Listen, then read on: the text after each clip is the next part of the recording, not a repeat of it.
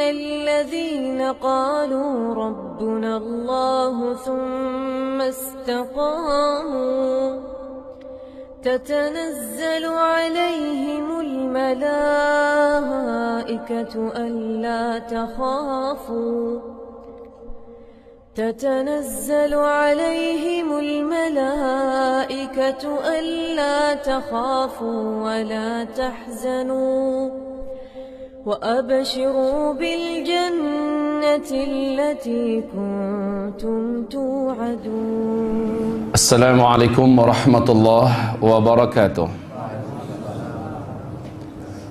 الحمد لله رب العالمين والعاقبة للمتقين ولا عدوان إلا على الظالمين.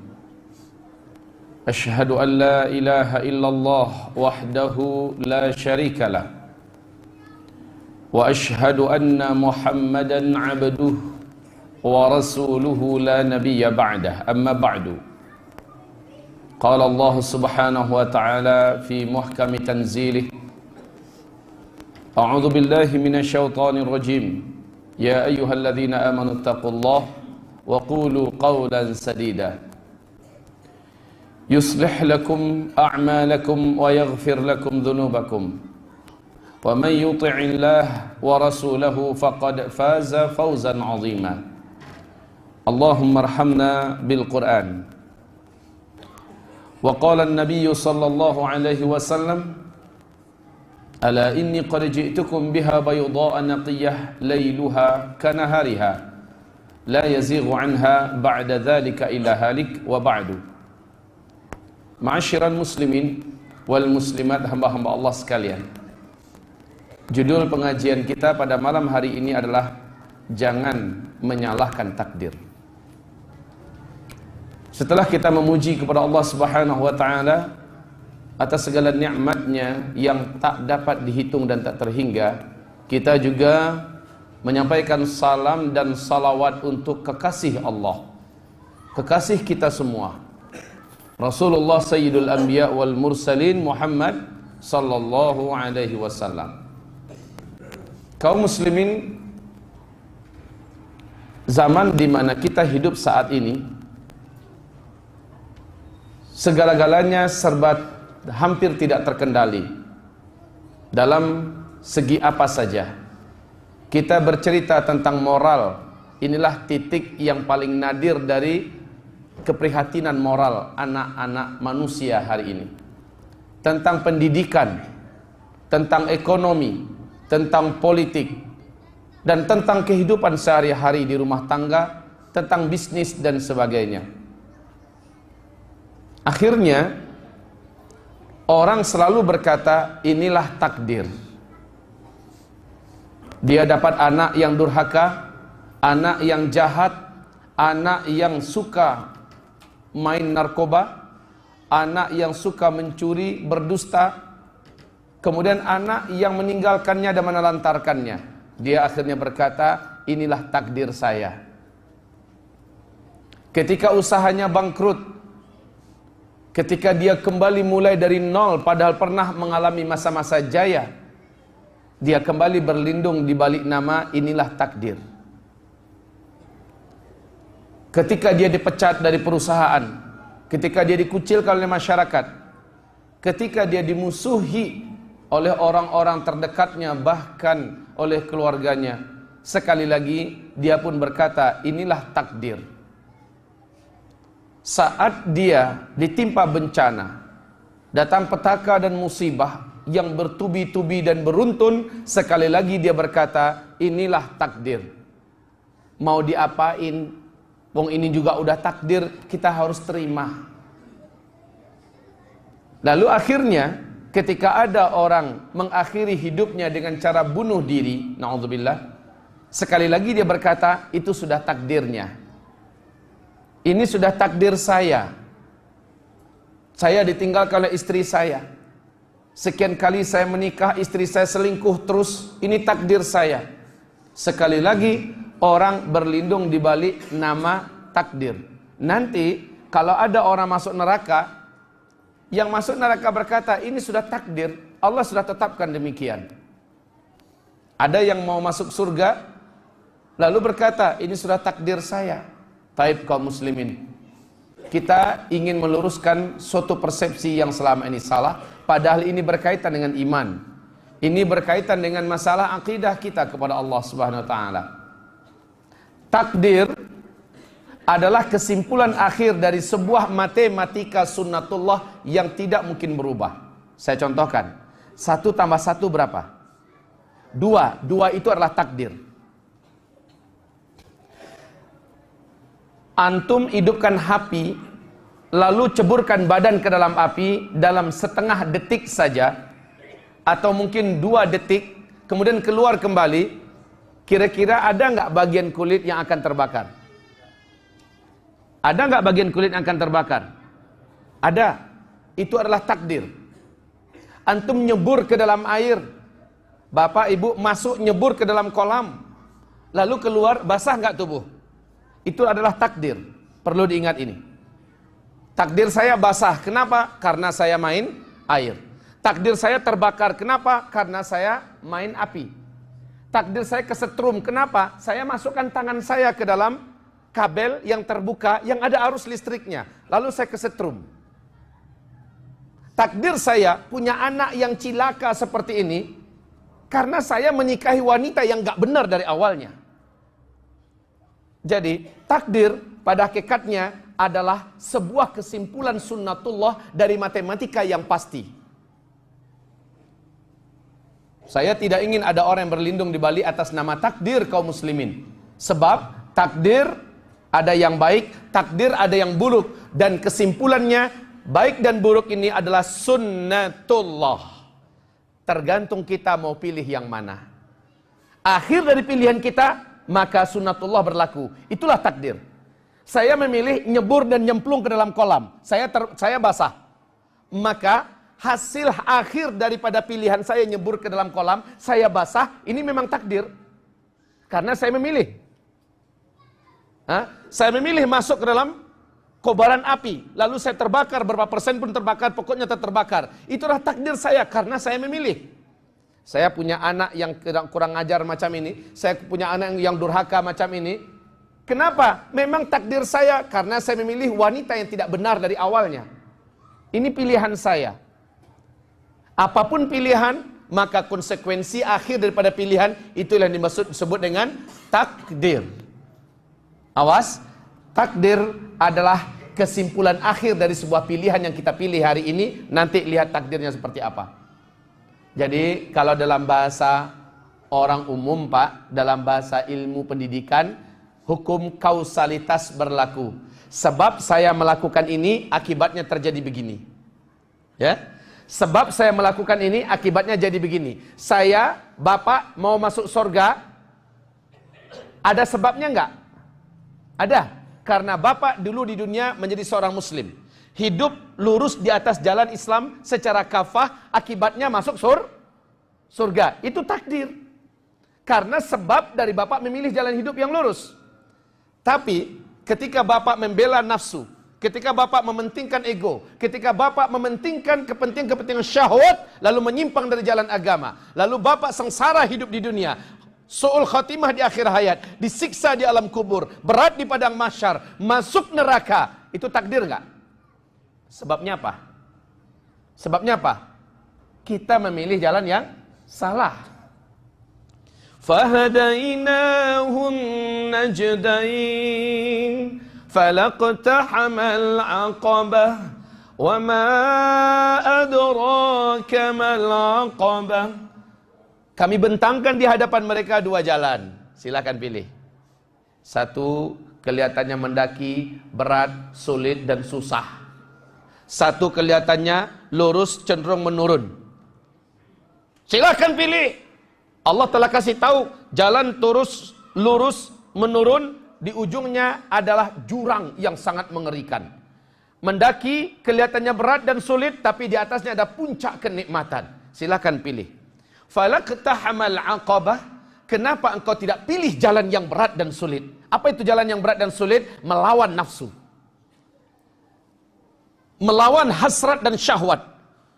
Dengan cara itu Allah berfirman, فأما من طغى وآثر الحياة الدنيا فإن الجحيم هي المأوى. Adapun orang-orang yang melampaui batas, mengikuti dan memperturutkan hawa nafsunya, maka neraka jahimlah tempat kembalinya. فَأَمَّا مَنْ خَافَ مَقَامَ رَبِّهِ وَنَهَى النَّفْسَ عَنِ الْهَوَى. Lanjutkan. فَإِنَّ الْجَنَّةَ هِيَ الْمَأْوَى. Adapun orang-orang yang takut kepada Allah Rabbnya, hidup di dunia ini berhati-hati, dia kendalikan nafsunya, dan dia turuti jalan Allah, maka itulah orang yang akan menjadi penghuni surga. Coba lihat. Kalau hidup ini kita memilih jalan yang benar, kita lawan dan kita kendalikan nafsu kita, maka kita akan sampai pada titik akhir takdir yang baik.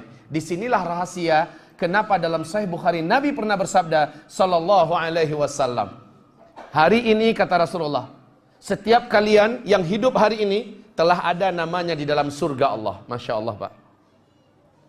Bapak namanya fulan, bapak namanya fulan, bapak namanya fulan, ibu namanya fulanah, ibu namanya fulanah. Setiap bapak-bapak yang ada yang hidup hari ini, ibu-ibu yang hidup hari ini, sudah ada namanya di dalam surga atas nama kita. Satu wilayah yang sangat luas, satu istana yang sangat megah dan mewah, satu jalan yang sangat indah, taman yang luar biasa. Tertulis di gerbangnya pemilik tempat ini adalah kita. Saya, bapak, seluruh yang hidup di muka bumi ada namanya di dalam surga. Subhanallah. Allah telah sediakan satu tempat khas, satu tempat khusus untuk kita di dalam surga. Satu. Tapi kata Rasulullah, tidak ada seorang pun di antara kamu hari ini yang hidup, melainkan namanya juga sudah ada di dalam neraka. Kandang penyiksaan ini, kotak penyiksaan ini, stumbin tempat penyiksaan ini namanya atas nama si fulan. Yang ini milik si fulan. Ini untuk tempat tinggal si fulan di neraka jahanam lah itu, Pak. Setiap nama kita juga ada di dalam neraka. Lah. Berarti di waktu yang sama nama kita ada di dalam surga, juga ada di dalam neraka. Bapak mau tahu, Bu? Di manakah Bapak Ibu nanti akan berada? Mau tahu enggak? Mau tahu enggak? Jawabannya sekarang. Bapak menentukan memilih jalannya sekarang. Jalan mana yang akan Bapak Ibu pilih, maka kesimpulan akhirnya itulah yang akan mengantarkan Bapak ke sana. Makanya ketika Rasulullah SAW bersabda, 50.000 tahun sebelum manusia, jin, malaikat, dan bahkan alam semesta Allah ciptakan, Allah telah terlebih dahulu menuliskan dan menetapkan di Lauhul Mahfuz apa yang akan terjadi. Siapa yang nanti akan hidup, siapa yang masuk surga, siapa yang akan masuk neraka, Allah sudah tetapkan. Maka merinding para sahabat mendengarkan hadis ini dan mereka bertanya, ya Rasulullah, kalau begitu untuk apa lagi kami ini harus beramal? Toh udah tetap kok, siapa yang masuk surga dia akan ke surga, siapa yang masuk neraka dia akan masuk neraka. Buat apa kami harus capek-capek beramal? Udah ikuti aja arus yang ada ya Rasulullah. Apa kata Rasulullah? Innakum ta'maluna ala mawaqi'il qadar. Allah telah memberi garis dua jalan. Satu ke surga ada garis jalannya, satu ke neraka ada garis jalannya. Kamu beramal di atas garis yang mana? Kalau kamu beramal di atas garis jalan ke surga, kamu pasti akan sampai di surga. Tapi kalau kamu beramal di atas garis jalan neraka, kamu pasti akan sampai ke neraka. Di salah satu dari dua tempat sudah disediakan tempat tinggal kita. Masya Allah. Jadi tergantung kamu, kata Rasulullah. Itu intinya. Bapak mau masuk surga hari ini, Allah sudah sebutkan kok. Dalam Al-Quran jelas, Pak. Siapa-siapa calon penghuni surga, Allah sudah sebutkan. Salah satunya adalah surah Al-Mu'minun. Dari ayat 1 sampai ayat 9. Allah sebutkan, qad aflahal mu'minun alladzina hum fi salatihim khashi'un. Terus di ayat yang lain Allah tunjukkan orang-orang yang akan sampai ke surga Firdaus adalah yang mau mengamalkan ini. Yang mau mengamalkan ini. Kalimat yang mau mengamalkan berarti dia memilih untuk mengamalkan enggak? Iya. Tapi Allah sudah haramkan zina. Allah sudah haramkan makan riba.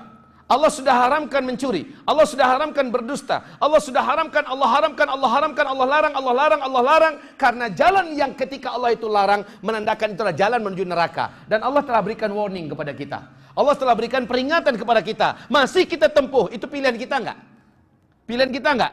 Iya, tidak ada yang bisa tidak. Makanya kata Rasulullah SAW, orang yang mati bunuh diri, maka dia akan kekal di dalam neraka selama-lamanya, dan dia akan siksa dirinya sendiri dengan cara apa dia mengakhiri hidupnya. Bunuh diri itu pilihan dia sendiri enggak? Pilihan dia sendiri. Selama dia masih memilih dan itu pilihannya sendiri, Allah akan tuntut dia dan Allah akan hukum dia dengan pilihannya itu. Tapi kalau itu bukan pilihannya, Allah tidak akan tuntut dia pada hari kiamat. Bapak laki-laki, saya laki-laki. Allah tak akan tanya nanti pada hari kiamat, Zulkifli, labbaik ya Rabb, kenapa dulu kamu laki-laki di dunia? Allah nggak akan tanya begitu. Kenapa? Ini nggak masuk dalam pilihan saya. Betul?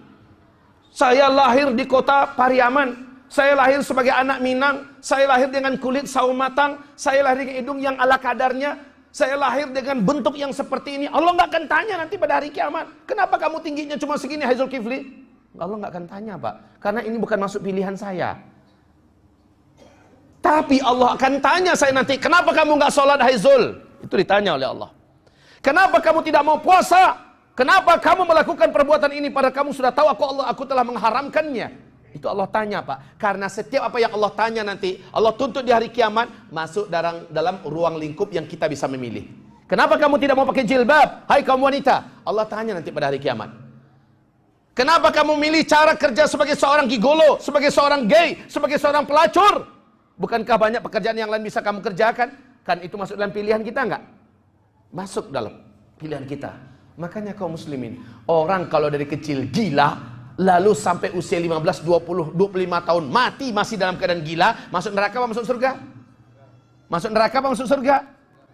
Masuk neraka apa masuk surga? Berani ngatakan masuk neraka, saya gebukin loh. Orang yang dari kecilnya gila, sampai usia 40 tahun mati masih dalam keadaan gila, masuk surga. Sebab apa? Dia tidak pernah diberi oleh Allah rezeki bisa memilih. Otaknya tidak bertumbuh kembang. Makanya ketika Bunda Aisyah ada di hadis Sahih Bukhari bertanya pada Rasulullah, ya Rasulullah, nanti di akhirat anak-anak Yahudi yang mati sebelum akil baligh, anak-anak Nasrani yang mati sebelum akil baligh, anak-anak orang-orang yang tidak beriman kepada Allah mati sebelum akil baligh, di manakah tempat mereka nanti ya Rasul? Jawaban Rasul kepada Aisyah istrinya, hum auladul jannah, hum fil jannah, mereka di dalam surga. Ya Rasulullah, ditanya kembali oleh Bunda Aisyah, dia anak orang Yahudi, yang Yahudi kan bapaknya, dan dia meninggal masih kanak, dia masih belum bisa memilih mana yang benar, mana yang salah, dan Allah telah matikan dia ketika dia masih belum bisa memilih. Intinya, selama tidak masuk dalam pilihan kita dan kita tidak bisa memilih di situ, Allah tidak akan hisab kita di atas itu. Paham, Pak? Paham, Ibu? Maka sekali lagi saya katakan, jangan coba-coba berlindung dan selalu menyelamatkan diri di balik bahasa inilah takdir saya. Tapi yang benar adalah inilah akibat dari perbuatan saya dulu. Memang ini bahasanya takdir, tapi ini akibat dari pilihan saya dulu. Gara-gara saya dulu memulai bisnis dengan riba, lalu saya sekarang hari ini hancur, inilah akibat. Ini adalah akibat. Begitu loh, Pak. Coba perhatikan, zaharal fasadu fil barri wal bahr bima kasabat aydin nas liyudhiqahum ba'dalladhi 'amilu la'allahum yarji'un. Bencana, musibah, petaka yang terjadi di darat dan di laut, itu akibat daripada perbuatan ulah manusia. Coba lihat, itu akibat. Di dalam sebuah hadis dari Imam Ahmad, Rasulullah SAW bersabda, 5 hal yang pasti terjadi kalau manusia melakukan ini. Apabila mereka sudah melakukan perbuatan zina dan menyebar zina itu di mana-mana, maka tunggulah yang terjadi di kampung dan di negeri itu adalah seperti ini, seperti ini, seperti ini. Apabila mereka sudah pelit mengeluarkan zakat, apabila mereka sudah pelit mengeluarkan infak sedekahnya, tunggulah yang akan terjadi adalah begini, begini, begini. Jadi ada sebabnya, akibatnya. Kayak tadi, Pak, sebab masukkan nyemplung ke air, akibatnya basah. Sebab masuk ke dalam unggunan api yang menyala akibatnya terbakar. Ini sebab dan itu akibatnya. Sekali lagi, takdir adalah akibat dari sebuah sebab. Cuma kita memilih. Kita pilih yang mana. Masya Allah. Ini rahasia di mana Umar bin Khattab radhiyallahu anhu saat dia ingin melakukan investigasi ke negeri Syam. Dia bawa rombongan dari senior-senior Ansar dan senior-senior muhajirin. Ketika sampai di perjalanan, ketemu dengan Abu Ubaidah ibnul Jarrah di tengah jalan. Abu Ubaidah ibnul Jarrah baru keluar dari negeri Syam. Mereka berpapasan, Assalamualaikum warahmatullahi wabarakatuh, ya Amirul Mukminin. Mau pergi kemana? Waalaikumsalam warahmatullahi wabarakatuh. Saya mau pergi ke negeri Syam, melakukan acara investigasi urusan pemerintah. Syam, wahai Amirul Mukminin. Naam, wahai Amirul Mukminin, mungkin belum sampai kepada engkau kabar hari ini dan telah masuk dalam waktu yang cukup lama. Syam telah mewabah di sana penyakit taun, penyakit menular yang amat sangat mematikan. Saya sarankan pendinglah niat untuk ke Syam. Tunggulah di sana sampai selesai, pulanglah dulu. Nanti kan bisa balik kembali. Umar akhirnya tegakkan tenda. Dia ingin musyawarah dengan seluruh yang ada. Singkatnya, besok pagi saya umumkan apakah perjalanan dilanjutkan ke Syam atau kita kembali ke Madinah. Besok paginya Umar sudah bulat hatinya kembali ke Madinah. Datang Utsman bin Affan yang nyusul rombongan Umar. Lalu apa kata Utsman kepada Umar bin Khattab? Rasulullah pernah bersabda tentang masalah ini, wahai Umar. Apa itu kata Umar bin Khattab? Kalau kamu mendengar suatu daerah menjangkit wabah penyakit menular yang mematikan, yang di luar tidak boleh masuk ke dalam. Yang di dalam jangan pergi keluar, jangan sampai menyebarkan wabah tersebut. Yang di luar jangan nyari penyakit, ya. Oh begitu? Iya, alhamdulillah kata Umar. Kalau begitu, kesimpulan yang ingin saya putuskan dan saya umumkan sebentar lagi sama dengan apa yang sudah disampaikan Rasulullah. Alhamdulillah. Lalu Umar pun mengumumkan bahwa kita kembali ke Madinah. Mu'adz bin Jabal angkat tangan. Afirarun min qadarillah ya Amirul Mukminin. Hai Amirul Mukminin, kenapa engkau ajak kami lari dari takdir Allah? Jangan lari dari takdir. Kita sudah bertekad, berazam pergi ke Madinah, mau ke Syam. Kalau di Syam ada penyakit, kita tertular lalu meninggal. Itu takdir, wahai Amirul Mukminin. Kata Mu'adz bin Jabal. Kata Umar, Masya Allah. Naam. Naam. Ya. Nafirru min qadarillah ila qadarillah. Kita lari dari satu takdir Allah kepada takdir Allah yang lain. Maju terus. Takdir Allah adalah tertular penyakit, menular dan meninggal di sana. Mundur ke belakang, takdir yang baik, yaitu tidak terjangkiti penyakit dan selamat. Umar dengan tegas mengatakan, iya, nafirru min qadarillah ila qadarillah. Kita lari dari satu takdir Allah kepada takdir Allah yang lain. Paham Pak? Ibu mengerti kan? Bagaimana takdir itu kita yang menentukan. Kita yang memilih. Ya? Maksudnya asbabnya, jalannya kita menentukan. Akibat akhirnya, itu adalah sunnatullah yang tidak akan pernah berubah. Semoga dengan ini, bapak tidak lagi, ibu tidak lagi berlindung di balik atas nama takdir. Karena itu tidak benar. Yang benar adalah takdir saya yang harus perjuangkan. Dan saya harus dapatkan takdir yang baik. Begitu loh Pak. Saya harus dapatkan takdir yang baik. Kami Pak di Mesir dulu, takdir seseorang jayyid. Takdir seseorang makbul. Takdir seseorang mumtaz. Takdir seseorang mafsyul. Apa itu makbul? Hanya sekedar diterima. Takdir. Hanya sekedar jayyid, good. Hanya jayyid jiddan, very good. Mumtaz, excellent. Ini takdir. Bahasa Arabnya takdir. Takdir itu apa? Hasil akhir dari sebuah tes. Orang ini takdirnya adalah good, very good. Makbul hanya sekedar diterima. Ya, ada yang ditolak, mafsyul. Berarti sekali lagi takdir menurut bahasa Arab adalah hasil akhir dari sebuah usaha. Itu adalah takdir. Tapi usahanya macam mana? Kalau dia gigih belajar, insya Allah jadi. Saya ingat, saya punya teman dulu waktu di Tawalib Padang Panjang. Namanya Firman. Saya masih ingat bagaimana ini anak Allahi. Dia kemana-mana bawa kitab. Kitab yang dipelajari di sekolah, dia bawa. Mau main bola, dia bawa. Mau pergi menyuci, antrian untuk ke kamar mandi, dia bawa, dia baca. Dia baca kemana-mana. Saya masih ingat bagaimana dia di Mesir. Dia sampai ke Mesir, Pak.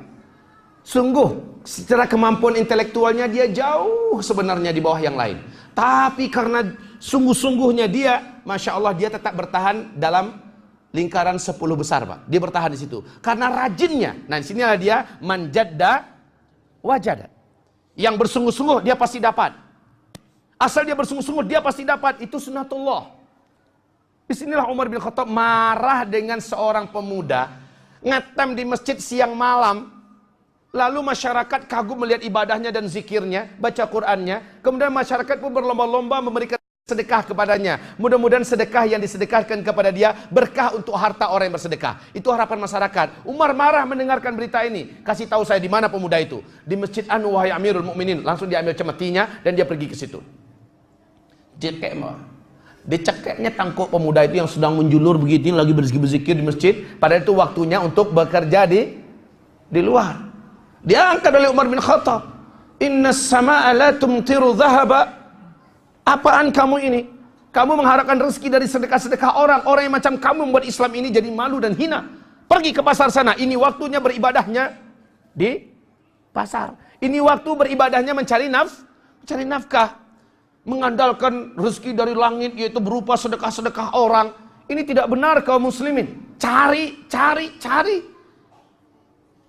Idza qadaitumus shalah, lanjut. Fantashiru fil ardi. Kalau salat dah selesai, menyebarlah kamu di muka bumi. Yang benar-benar ngetem itu hanya disuruh 10 Ramadan terakhir. Itu ngetem habis, Pak. Kendaraan ditambatkan di kandang. Toko-toko ditutup. Dapur pun juga nggak usah ngepul. Ikat pinggang dikencengin. Kan gitu, maksudnya apa? Semuanya dalam urusan dunia, stop 10 terakhir. Selebih daripada itu, fantashiru fil ardi. Menyebarlah kamu di muka bumi. Jangan berharap, inilah takdir saya. Kalau saya kata Allah kaya, ya saya takdirnya kaya, ya kaya. Kalau takdir menurut Allah saya miskin, ya saya miskin. Lah ini yang dijadikan senjata oleh Snokhoghronje, laknatullah alaih. Snokhoghronje, waktu melemahkan mental jihad para mujahidin di Aceh, bahasanya menggunakan hadis palsu berikut ini. Ad-dunya sijnul mu'min wa jannatul kafir. Dunia adalah penjara untuk orang-orang yang beriman dan surganya untuk orang-orang kafir. Orang di sana ditipu oleh Snokhoghronje, katanya tuh, baca tuh hadis. Dunia ini penjara untuk kalian, untuk orang kafir ini surganya. Ya sudah, serahkan untuk orang kafir. Kalian nyerah sajalah, ini penjara kalian. Surga kalian nanti di akhirat. Kata siapa tadi? Snokhoghronje. Orang awam udah mangguk-mangguk pula. Oh iya betul juga tuh. Padahal Hasan Al-Basri pernah memutar kembali hadis palsu ini dengan jawaban yang sangat tepat. Karena orang tetap ngotot ini tetap hadis, dia jawab dengan jawaban yang sangat tepat. Apa kata beliau? Dibandingkan dengan kenikmatan untuk orang beriman nanti di surga, maka kenikmatan yang ada di dunia bagi orang beriman adalah bagaikan penjara dia. Dan dibandingkan penderitaan orang kafir nanti di dalam neraka, maka kenikmatan yang mereka rasakan di dunia ini adalah penjara, adalah surganya bagi orang kafir. Dibandingkan penderitaan yang akan dia tanggung di akhirat, maka apapun kenikmatan yang didapatkan di dunia ini adalah surganya bagi orang kafir. Bungkam mulut orang yang ingin mengandalkan hadis palsu ini. Kaum muslimin, saya ulangi kembali. Ad-dunya sijnul mu'min wa jannatul kafir. Dunia adalah penjara bagi orang yang beriman dan surga bagi orang kafir. Maka dijawab oleh beliau dengan jawaban yang mantap. Dibandingkan kenikmatan surga yang akan ditemukan dan dinikmati oleh orang beriman kelak pada hari kiamat, maka kenikmatan yang ada di dunia bagi orang beriman bagaikan penjara bagi mereka. Subhanallah, Pak.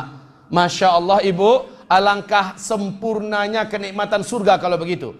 Orang beriman nikmat di surga, kaya, hartanya bagus, meluas, istrinya soleh, anaknya baik-baik. Surga yang seperti ini didapatkan di dunia bagaikan penjara itu dibandingkan dengan surga yang sebenarnya akan dia rasakan di akhirat kelak. Allahu Akbar.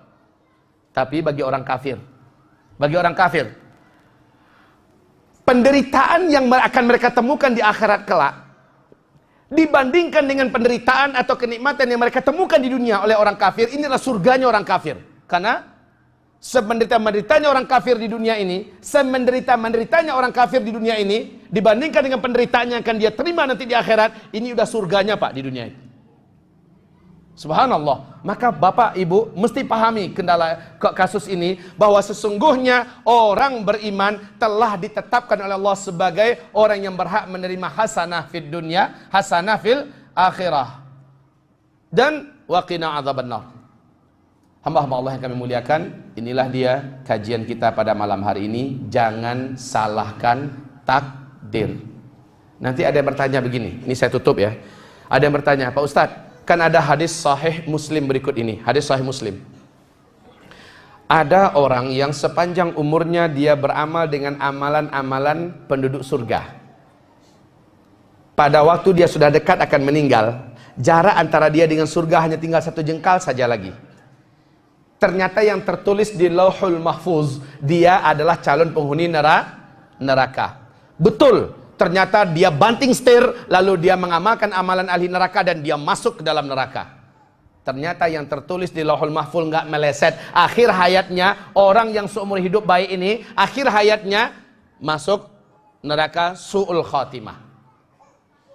Ada orang yang seumur-umur hidupnya, dia mengamalkan amalan-amalan ahli neraka, sehingga setiap orang mengumpat, mencaci, melaknat dan mengutuknya.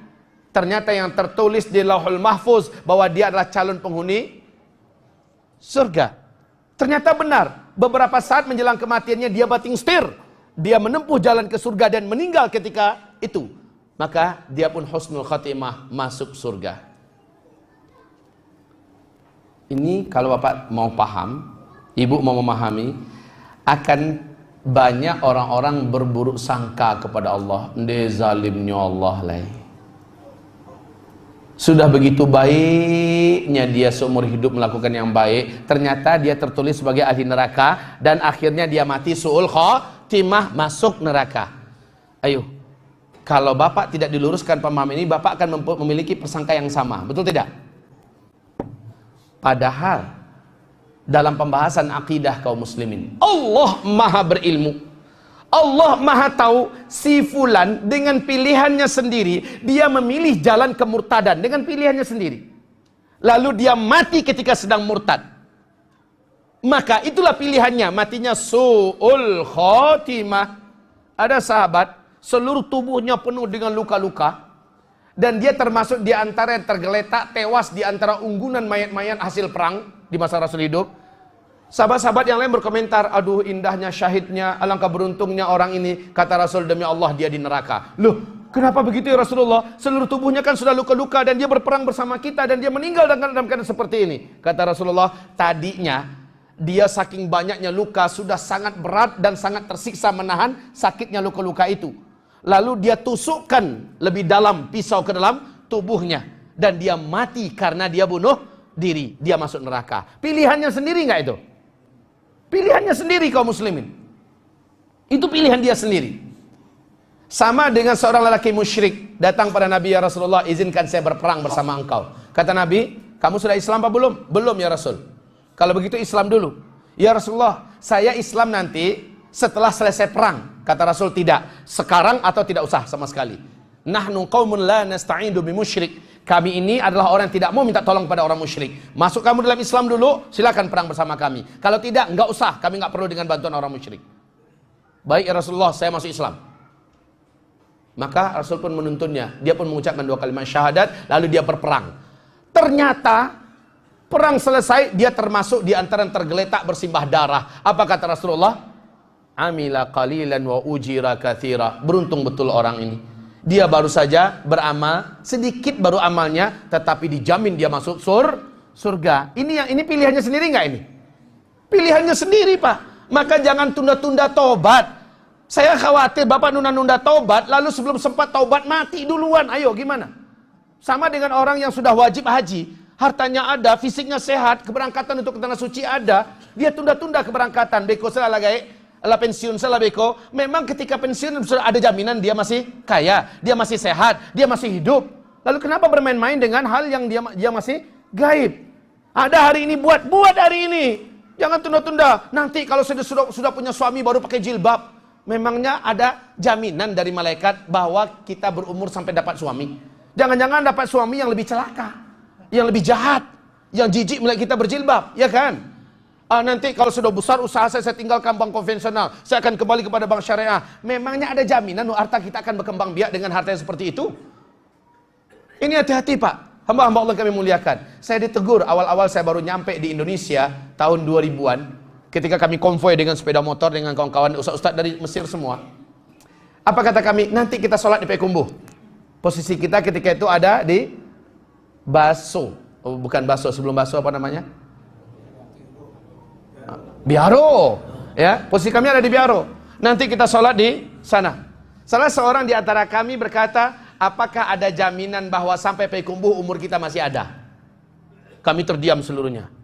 Kalau begitu, sholat semua di sini. Sholat Pak. Memang begitu. Emang ada jaminan bahwa beberapa hari lagi, memang beberapa tahun lagi saya masih hidup? Ada jaminan? Kan enggak. Selama enggak ada, sekarang ada kewajibannya, kerjakan sekarang. Selama sekarang masih terbuka kesempatan. Begitu Pak. Ada kesempatan bayar utang sekarang, bayar sekarang. Ini kan orang suka kali ya Pak ya. Utangnya kepada manusia dengan utang kepada Allah, mana yang lebih dulu wajib dibayarkan? Wajib duluan kepada Allah. Makanya di dalam hadis diriwayatkan oleh Imam Muslim di dalam kitab Hadil Arwah ila Biladil Afrah oleh Syekh Ibnul Qayyim Al-Jauziyah, disebutkan 3 orang yang akan duluan masuk neraka. Salah satunya adalah orang yang punya harta tetapi menahan-nahan hak Allah dari hartanya. Dia yang paling pertama masuk neraka nanti. Baik kaum muslimin yang kami muliakan, sekali lagi saya ada waktu sekarang, jangan tunggu besok. Belum tentu besok masih hidup. Saya bisa kerjakan hari ini, jangan tunda-tunda besok. Nanti ditanya oleh Allah, kenapa kamu tak jadi kerjakan? Padahal kamu punya waktu, kamu punya kesempatan, kamu punya kemampuan. Ya Allah, saya juga sudah punya niat, ya Allah besok saya bayar. Kenapa harus besok? Hari ini kan bisa kamu bayar. Saya mau putarkan dulu, ini putar ngoangnya. Niatnya mau mutarkan dulu hartanya. Mau diputarkan dulu, pada itu harta milik orang lain. Maaf kaum muslimin, kalau ada yang tersinggung di sini, alhamdulillah. Berarti pengajian ini tepat, kena sasaran. Ya, saya berharap Bapak Ibu semuanya, ini Ramadan pasti kita sedang hidup di sini. Jangan tunggu Ramadan depan untuk melakukan kebaikan. Belum tentu Ramadan depan kita masih hidup. Takdir kita ke depan seperti apa, hari ini kitalah yang menentukan jalan mana yang kita tempuh. Kaum muslimin, jangan berlindung di balik takdir. Semoga Allah ampuni saya, Allah ampuni Bapak Ibu semua. Mari kita berlomba-lomba dalam beramal soleh. Bisa jadi ini adalah minggu terakhir kita, Ramadan terakhir kita. Maka manfaatkan ini sebaik-baiknya, semaksimalnya. Nastaghfiruka ya Allah Rabbana la haula wa la quwata illa billah. Subhanakallahumma Rabbana wa bihamdika asyhadu an la ilaha illa anta astaghfiruka wa atubu ilaik. Wabillahi taufiq wal hidayah. Insyaallah Jumat depan, jika masih ada jadwal saya, kita kembali bertemu. Masih ada jadwal saya. Insyaallah Jumat depan kita kembali bertemu dengan izin Allah. Assalamualaikum warahmatullahi wabarakatuh.